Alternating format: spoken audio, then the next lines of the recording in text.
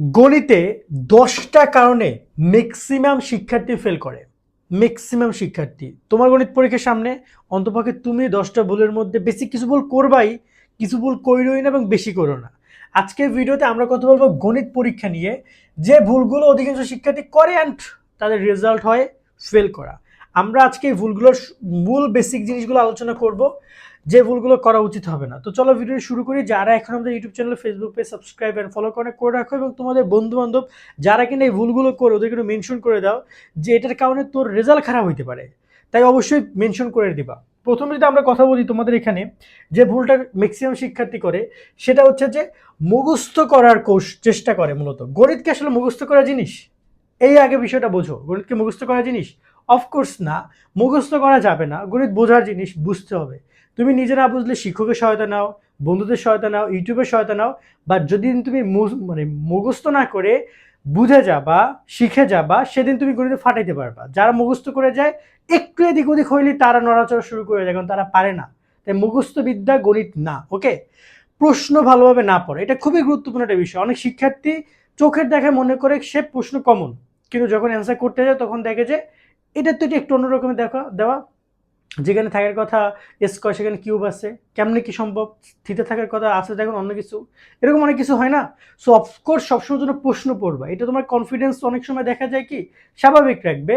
অনেকে ওভার কনফিডেন্সে প্রশ্ন না পড়ে অ্যান্সার করা শুরু করে দেয়, বা দেখা যায় যে প্রশ্ন অর্ধেক পড়ছে বাকিটুকু সে দেখেও না, কারণ তার কাছে মনে হয় সে কমন পড়েছে। তো এই বিষয়টা না, এই বিষয়টার প্রতি খেয়াল রাখবা। স্টেপ না লিখে সরাসরি উত্তর লেখা, অর্থাৎ ধরো না তোমাকে একটা জিনিস লিখতে বলছে, ঠিক আছে, তুমি সেটা না লিখে তুমি কি করতেছো, তুমি সেটা না লিখে তুমি তার ডিরেক্ট অ্যান্সারে চলে যাচ্ছ, বা দেখা যায় অনেক স্টেপ তুমি মাঝখানে বাদ দিচ্ছ। ম্যাক্সিমাম শিক্ষার্থী কি করে, স্টেপ বাদ দেয়। এখন মনে রাখবে, শিক্ষক কিন্তু তোমার শিক্ষক, সে তোমার গুরু, সে বুঝতে পারে তুমি কোথায় কি বাদ দিয়েছো, কারণ সে একটা খাতা দিন আরো অনেকগুলো খাতা দেখছে। কোন স্টেপ কে কয় লাইনে কমপ্লিট করছে একটা অ্যান্সার, কে কত শর্টে করছে, সেটা অনেক ইম্পর্টেন্ট। তাই ইম্পর্টেন্ট স্টেপ, ইম্পর্টেন্ট লাইনগুলো কখনোই বাদ দিবা না। এটা গুরুত্বপূর্ণ বিষয়। 3টা ভুল বেসিক শিক্ষার্থীরা করেই থাকে, তাই কথা বলা। 2 নম্বরে যদি আমরা কথা বলি, যে 3টা ভুল শিক্ষার্থী আরো বেশি করে, সেটা হচ্ছে সময় ম্যানেজমেন্ট খারাপ। মানে টাইম ম্যানেজমেন্ট কিরকম, একটা গণিতের কোশ্চেন লেখার জন্য তুমি টাইম পাচ্ছ অলমোস্ট 20 মিনিট, 10 মিনিট একটা সৃজনশীল সলভ করার জন্য। তো সেখানে তুমি যদি একটা সিকিউ সলভ করতে গিয়ে তুমি যদি 25 মিনিট সময় নাও, তাহলে কি তুমি অন্য একটা সিকিউ থেকে 4 মিনিট বেশি নিচ্ছ না? এই যে 4 মিনিট তুমি বেছে নিচ্ছ, ধরো অন্য একটা সিকিউ তোমার লেখার কথা ছিল কত মিনিটে, ধরো যে লেখার কথা ছিল তোমার 21-20 মিনিটে, সেখানে তুমি লিখতেছো ধরো যে 26 মিনিটে। তাহলে তুমি কি করতেছো, তুমি কিন্তু এখানেও 6 মিনিট বেশি নিচ্ছ না। এই যে 6 এবং এই যে 4, এই দুইটা কি হবে, এই দুইটা কি অন্যটা সিকিউর লেখার জিনিসই তো, বাট টাইম ম্যানেজমেন্টের কারণে তুমি 20 মিনিট জিনিসের জায়গায় 6 মিনিট বেশি নিচ্ছ। ঠিক আছে, এটা একটা দুইটার ক্ষেত্রে সম্ভব, তাহলে অন্যটা আমি 15 মিনিটে সলভ করলাম। বাট এমন যদি হয় তুমি অনেকগুলো সিকিউ, 2, 3, 4টা সিকিউতেই 25 মিনিট করে লিখছো, তাহলে তোমার মিনিমাম মিস আসছে যে একটা দুইটা সিকিউ তুমি লিখতে পারবে না সময় ম্যানেজমেন্টের কারণে। তাই বাসায় বসে বেশি বেশি প্র্যাকটিস করো যে আলটিমেটলি তুমি 20 মিনিটে একটা সিকিউ সলভ করতে পারছো কিনা, ক খ গ পুরো 3টা পার্ট, এই বিষয়টার প্রতি বিশেষভাবে নজর দিতে হবে। তাড়াহুড়া করা, সাইন বা চিহ্ন ভুল করা, অর্থাৎ যেখানে থাকার কথা প্লাস সেখানে দিয়েছি মাইনাস, থাকার কথা স্কোয়ার সেখানে আমি অন্য কিছু একটা দিয়ে দিয়েছি, যেখানে থাকার কথা হচ্ছে দশমিক সেখানে আমি দিয়ে দিয়েছি স্টপ, অনেক কিছু আমি কমা দিয়ে চলে এসেছি। অনেক জায়গায় দেখা যায় যে আমি সংখ্যা ভুল করছি। তাই তাড়াহুড়ায় গণিতে তাড়াহুড়া করা যাবে না। গণিত তুমি যদি তাড়াহুড়া করো তবেই তুমি ক্ষতি করছো নিজের। তোমাকে গণিতে স্মার্টলি আস্তে ধীরে আগাইতে হবে। তুমি ওই ওই জিনিসটা লেখার জন্য শিক্ষক তোমাকে প্রপার টাইম দিচ্ছে, যদি তুমি সেটাকে কাজে লাগাও। বাট তুমি যদি তাড়াহুড়া করতে গিয়ে তুমি দেখা যায় যে তুমি 5টা সৃজনশীল লিখবা, তুমি সবগুলো লিখবা, বাট এবারে তাড়াহুড়া করে একটা আনসার তুমি সঠিকভাবে হইলো না, তাহলেও কোনো লাভ নেই। তুমি মিনিমাম 4টা কোশ্চেন লেখো লাগলে, বাট 4টা 40-40 পাও, এভাবে চিন্তা ভাবনা তোমাকে করতে হবে। ক্যালকুলেশনে ভুল, এটা তো আসলে মেনে নেওয়া যায় না। ক্যালকুলেশনে ভুল কিভাবে হবে?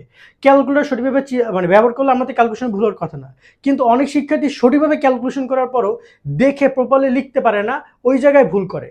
তাই যখন ক্যালকুলেশনে কোনো ক্যালকুলেটর ক্যালকুলেশন করেছো, বা তুমি নিজে কোনো ক্যালকুলেশন করেছো কোথাও রাফ করে বা কিছু করে, সেটা সঠিকভাবে তুলবা।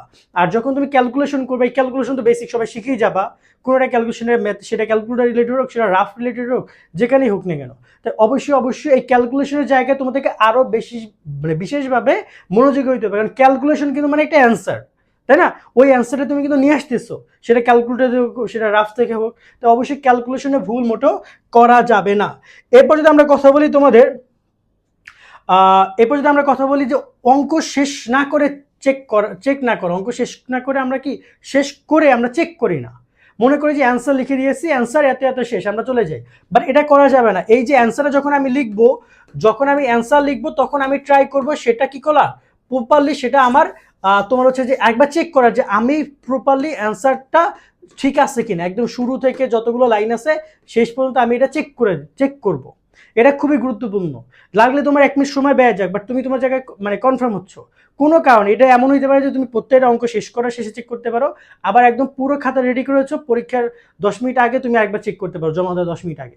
বাট আমার মনে হয় যে প্রত্যেকটা অ্যান্সার শেষ করার সাথে সাথে চেক করা উচিত, এতে করে যদি কোনো ভুল হয় সাথে সাথে তাৎক্ষণিক সমাধান করতে পারবা। লাস্ট টাইমে কি অত সময় অনেকে পাও না যদি ভুল হয়েও যায়। ওকে, একই পরিস্থিতিতে আটকে থাকা, অর্থাৎ দেখা যায় কোনো কারণে একটা অঙ্ক তুমি করেছো, এইখানে তুমি ধরো এতগুলো লাইন করেছো, এইখানে তুমি আটকে গেছো, এইখানে তুমি সলভ করতে পারছো না। আমরা কি করি, ওইখানে নিয়ে ঘেগাই, আমরা এরে জিজ্ঞেস করি, ওরে জিজ্ঞেস করি কত হয়েছে বল, এখানে কি করা যায়। যেখানে আটকে গেছো সেই জায়গাটা এখানে রেখে, এভাবে রেখে দেন তুমি নেক্সট পেজে চলে যাও, দেন তুমি আরেকটা আবার কোশ্চেন শুরু করো। ওকে, তুমি আরেকটা কোশ্চেন শুরু করো, ওইটা লাগলে পরে দেখো, পরে দেখলে হয়তো বা ম্যাক্সিমাম ক্ষেত্রে ওটা ছুটে যায়, ওই সমস্যাটা তোমার মাথায় চলে আসে, সমাধান করতে পারবা।